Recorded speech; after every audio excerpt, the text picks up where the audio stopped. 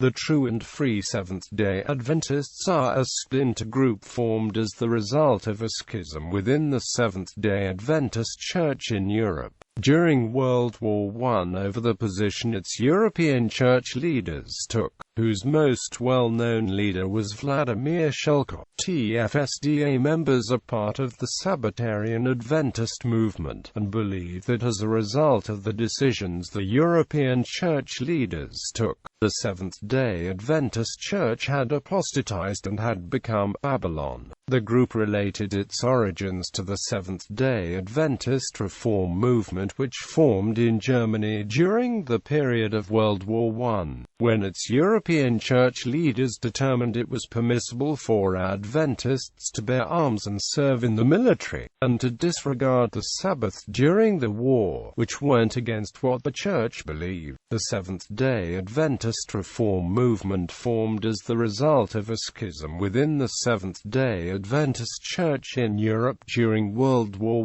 I over the position its leadership took on Sabbath observance and in committing Seventh-day Adventist Church members to the bearing of arms in military service. The Seventh-day Adventist Reform Movement was formally organized on an international level in 1925 at Gotha, Germany, and appears to have been the catalyst for the formation of the and both held to the core belief of a Protestant Christian denomination, part of the Sabbatarian Adventist movement. Both the and the Seventh-day Adventist Reform Movement formed as the result of the controversy within the Seventh-day Adventist Church in Europe during World War I over the position its leadership took on Sabbath observance and in committing Seventh-day Adventist Church members to the bearing of arms in military service. The movement group in Germany adopted the name Seventh-day Adventist Reform Movement, while that in Russian appears to have adopted the similar True and Free Seventh-day Adventists, while the Reform Movement in Germany registered as a General Conference Association in 1929 that was organized but did not do the same. However, much like in Russian, the crackdown on the Reform Movement in Germany began with the General Conference Association's dissolution by the Gestapo in 1936, but it was re-registered in Sacramento, California, United States in 1949, so was more familiar and became better known in America than the both the and the Seventh-day Adventist Reform Movement's beliefs largely reflect its distinctive Seventh-day Adventist Church heritage, with some small divergences. History of the Schism, 1914 to 1918. Seventh-day Adventist Church Schism. The Seventh-day Adventist Reform Movement came about as a result of the actions of L. Conradi and certain European church leaders during the war, who decided that it was acceptable for Adventists to take part in war, which was in clear opposition to the historical position of the church that had always upheld the non-combative position. Since the American Civil War, Adventists were known as non-combatants, and had done work in hospitals to give medical care rather than combat roles.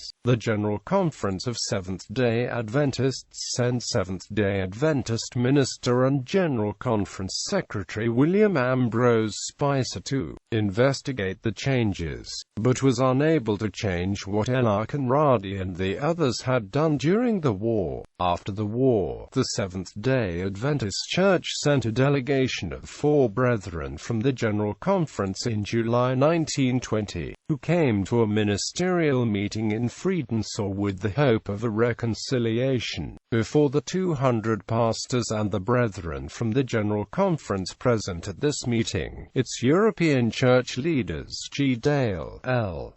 Conradi, H. F. Schubert, and P. Drinhouse withdrew the statement about military service and apologized for what they had done. The reformers were informed of this and the next day saw a meeting by the Adventist brethren with the Reform Adventists. Daniels urged them to return to the Seventh-day Adventist Church, but the Reform Adventists maintained that the European church leaders had forsaken the truth in the changes during the war and the reconciliation. failed. The movement's beliefs largely reflect its distinctive Seventh-day Adventist Church heritage, with some small divergences. Group of the Seventh-day Adventist Church in Russia. Leaders of the TFSDA movement were vigorously hunted by the KGB, and almost without exception, pastors and leaders of this church spent many years in prison. The children were taken from them and forced into exile. Three prominent leaders of the TFSDA were V.A.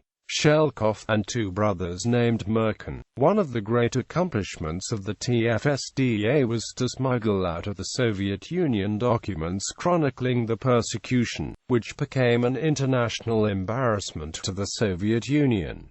Key points of doctrine and controversy for the TFSDA were: they did not allow the children to attend school on Saturday, while many families in the official Seventh-day Adventist Church in the Soviet Union did. They did not allow the young people to serve in the Soviet military. They rejected the requirement for pastors and religious groups to register with the government. They believed that because the General Conference of Seventh-day Adventists did not disfellowship those who bore arms in World War I, that the General Conference had officially compromised its principles and had become Babylon. They believed that because the General Conference continued to accept the official Seventh-day Adventist Church in the Soviet Union as legitimate, the General Conference had become Babylonian. The group saw itself as a remnant of the remnant. The true and free Seventh-day Adventists continue today in small numbers. The group focuses its outreach on members of the regular Seventh-day Adventist Church and expects to see an imminent return of religious